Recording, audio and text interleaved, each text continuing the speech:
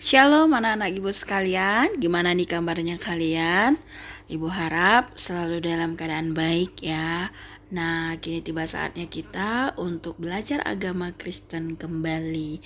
Nah, sebelum kita belajar agama pada hari ini, mari kita berdoa di rumah masing-masing. Doa dimulai.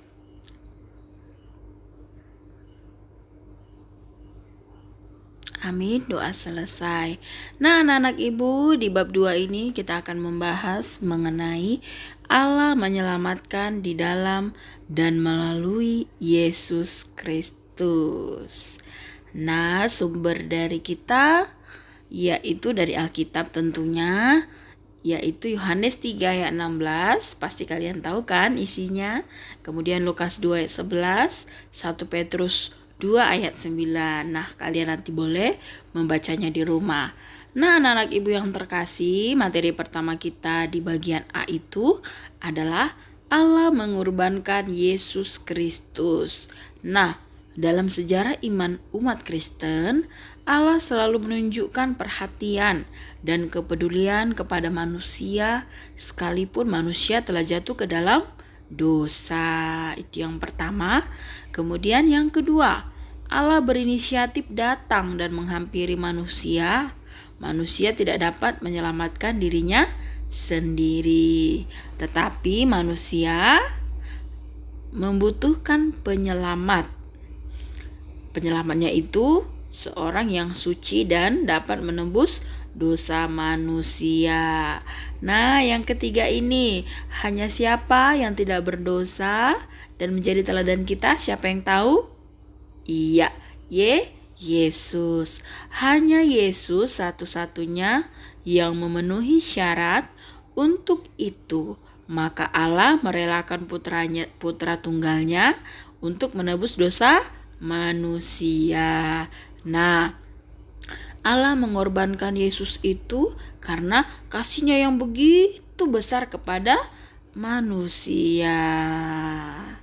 Nah, tahu nggak anak-anak ibu, karya puncak keselamatan itu terjadi ketika Allah memberikan anaknya yang tunggal, Yesus Kristus, untuk mati di kayu salib. Nah, ternyata Yesuslah yang memulihkan hubungan antara manusia dan Allah. Nah, itu ya. Jadi kalian harus ingat, Yesuslah yang memulihkan hubungan antara manusia dan Allah. Oke, kita lanjut ke materi kita yang bagian B.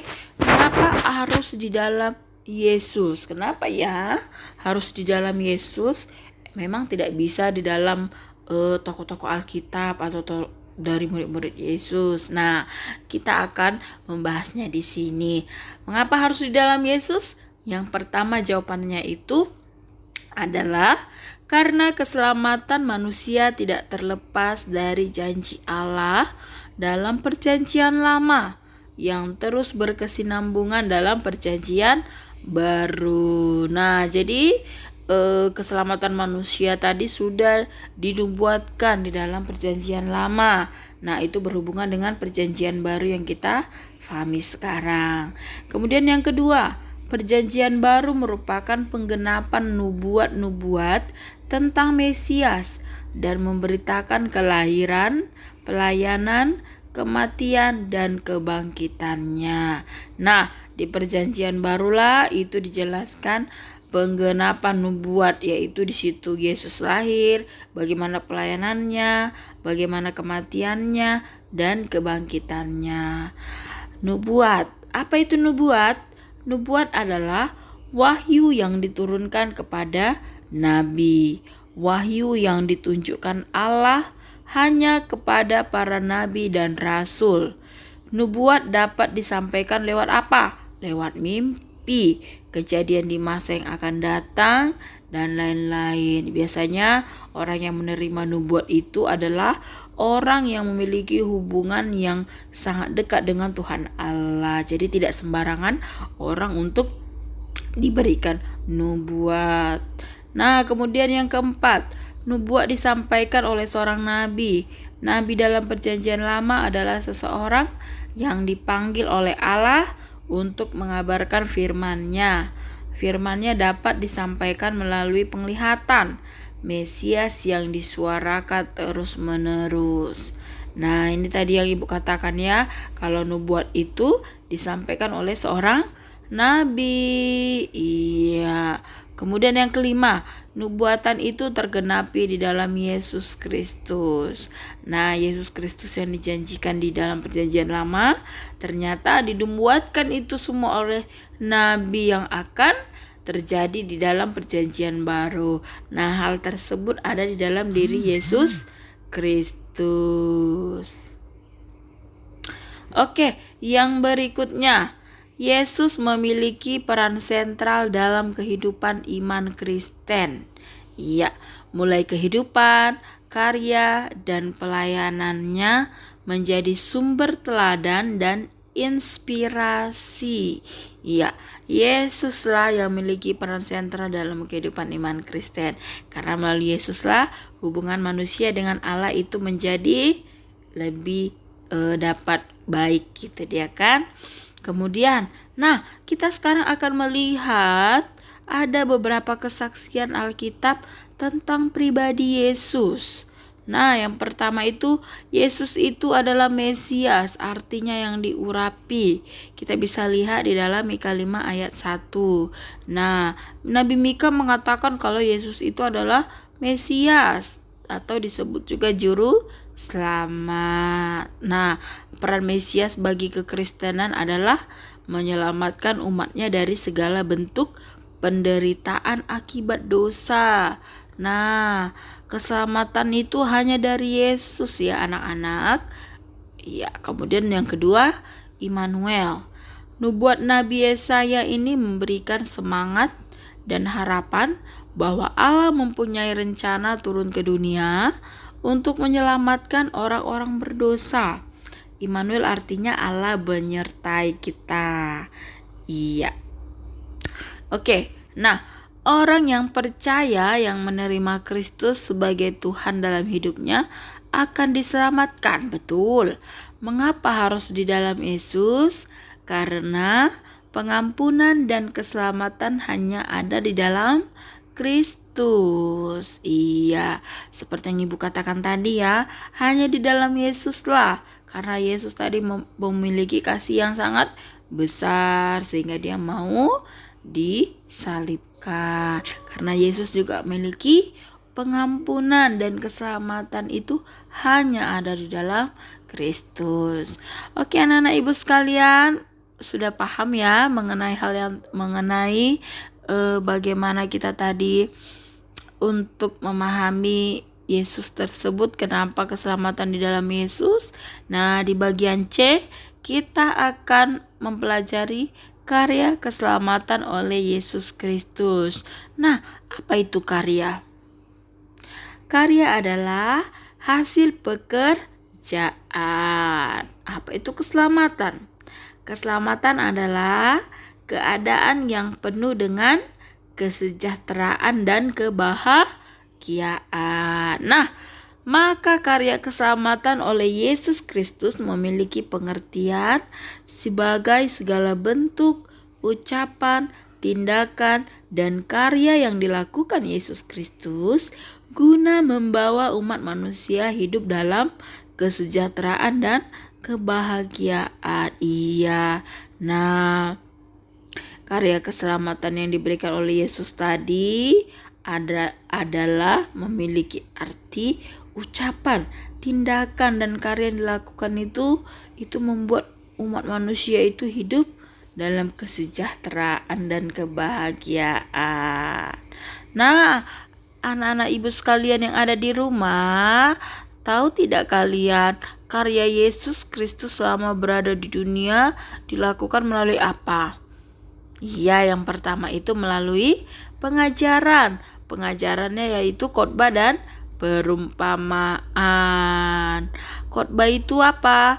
Khotbah adalah cara yang dilakukan Yesus untuk berkomunikasi dan memberitakan kabar keselamatan.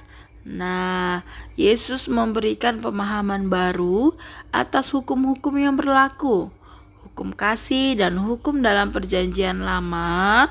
Nah, kita tahu kalau hukum perjanjian lama itu hukum yang menunjukkan balas dendam. Tapi Yesus mengajarkan manusia berbeda dengan pandangan manusia lainnya. Nah, sehingga kasih menjadi ciri khas dan keunikan kekristenan. Ya, itu ya. Kemudian yang kedua, mujizat. Inilah karya Yesus ya, mujizat. Nah, mujizat memiliki pengertian perbuatan yang ajaib dan mengandung kuasa yang tidak dapat dikerjakan menurut hukum Allah. Matius 28 ayat 18. Nah, pada pribadi Yesuslah kuasa untuk melakukan mujizat terpenuhi. Karya penyelamatan Yesus melalui mujizat bertujuan agar manusia percaya kepada Allah dan memuliakan Allah. Nah, mujizat menjadi bagian dari misi Yesus untuk membebaskan manusia dari dosa. Itu yang kedua. Nah, yang ketiga, pengorbanan di atas kayu salib. Nah, ini tadi puncak karya Yesus, yaitu pengorbanan di kayu salib. Nah, inilah dia yang menggantikan kita manusia yang berdosa itu supaya dihukum. Nah, jadi karena Yesus sudah mati, baiklah kita manusia itu harus hidup di dalam kebenaran firman Tuhan.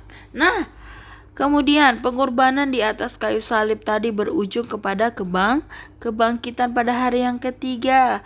Nah, itu menunjukkan kalau Yesus telah memenangkan manusia berdosa dengan mengorbankan dirinya bagi semua orang. Nah, hanya di dalam dan melalui Yesus, Allah menerima manusia berdosa dan membenarkan mereka karena Kristus.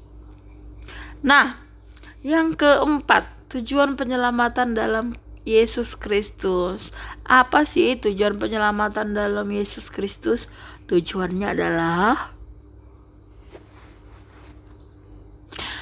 sebagai komunitas Kristen yang telah dipanggil keluar dari kegelapan menuju terang, kita itu harus meneladani kehidupan Yesus, yakni menyampaikan kabar baik, mengedepankan nilai-nilai mulia, kasih, kebenaran, dan keadilan.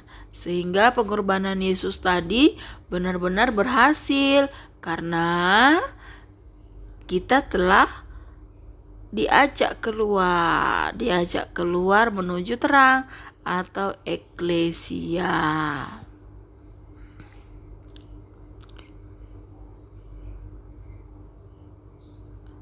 Nah, penyelamatan oleh Yesus Kristus bertujuan mengembalikan manusia ke dalam rencana Allah, yaitu manusia hidup dalam kehendak dan berkat Allah.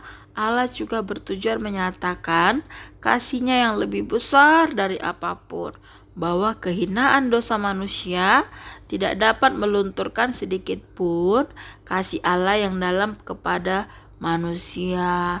Dan Allah menghendaki agar manusia mengalami kehidupan kekal dalam kerajaan-Nya kelak. Oke, anak-anak ibu sekalian, demikianlah pelajaran kita pada hari ini. Semoga kalian boleh semakin mengerti ya bagaimana Allah menyelamatkan kita manusia ini melalui Yesus Kristus. Nah, silakan kerjakan tugas kalian, kirim ke Google Classroom. Semoga kalian selalu dalam keadaan sehat. Dan sebelum kita mengakhiri pada hari ini, marilah kita berdoa pribadi. Doa dimulai.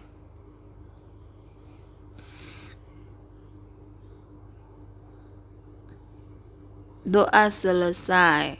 Oke, anak-anak ibu sekalian, sampai ketemu minggu depan. Tuhan Yesus memberkati. Shalom.